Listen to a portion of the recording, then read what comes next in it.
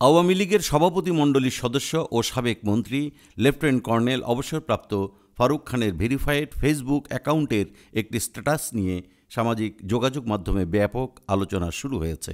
সেখানে তিনি লিখেছেন, শেখ হাসিনার আওয়ামী লীগ আর চাই না, বঙ্গবন্ধুর আওয়ামী লীগ ফেরত চাই। পোস্টে বলা হয়, অনেক চেষ্টা করে অনলাইনে এসেছি, জেলের চার দেয়াল আমাদের নিজ সত্তার সামনে দাঁড় করায়। অনেক কিছু বলতে চাই, কিন্তু এখন সবই বলতে পারছি না।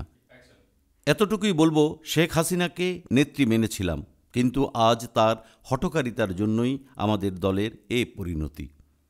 হত্যাসহ একাধিক মামলায় কারাগারে থাকা আওয়ামী লীগ নেতা ও সাবেক বেসামরিক বিমান পরিবহন ও পর্যটন মন্ত্রী মোহাম্মদ ফারুক খানের ভেরিফায়েড ফেসবুক অ্যাকাউন্টে একটি স্ট্যাটাস পোস্ট করা হয়েছে।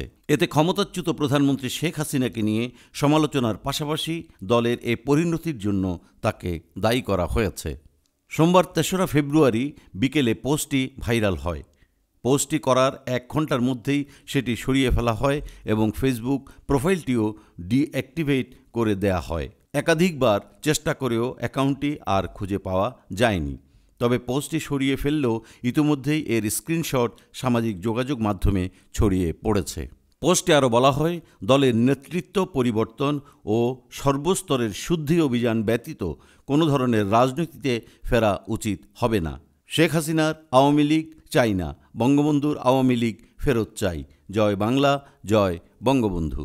পোস্টটির মন্তব্যে কারাগারে থেকে ফারুক খান কীভাবে ফেসবুকে স্ট্যাটাস দিতে পারেন তা নিয়ে প্রশ্ন তুলেছেন অনেকেই। কেউ কেউ মন্তব্যে লিখেছেন, সম্ভবত ফারুক খানের অ্যাকাউন্টটি হ্যাক হয়েছে। তবে পোস্টটি ফারুক খান নিজেই করেছেন কিনা তা তাৎক্ষণিকভাবে নিশ্চিত হওয়া যায়নি। পরে এই বিষয়ে কারা কর্তৃপক্ষ এক বিজ্ঞপ্তিতে জানায়, ফারুক খান নামের ফেসবুক আইডি থেকে করা ওই পোস্টের স্ক্রিনশট শেয়ার করে তা কারাগারে থাকা সাবেক মন্ত্রী ফারুক খান কর্তৃক প্রচার হয়েছে বলে বিভ্রান্তি ছড়ানো হচ্ছে। বিজ্ঞপ্তিতে বলা হয়, কারাগার থেকে এ ধরনের প্রচার বা ফেসবুক ব্যবহার সম্ভব নয়।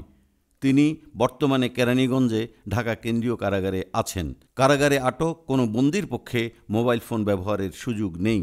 তাই ওই আইডিটি ফারুক খান কর্তৃক কারাগার থেকে পরিচালনা করা সম্ভব নয়। তবে অন্য কেউ বা তার আত্মীয় স্বজন আইডিটি পরিচালনা করছেন কিনা তা কারা কর্তৃপক্ষ অবগত নয়। গত 14 অক্টোবর রাতে রাজধানীর ক্যান্টনমেন্ট এলাকা থেকে ফারুক খানকে গ্রেফতার করে র্যাব। তিনি আওয়ামী লীগের সভাপতিমণ্ডলীর সদস্য। গ্রেফতারের পর ঢাকা মহানগর গোয়েন্দা পুলিশের কাছে তাকে হস্তান্তর করা হয়।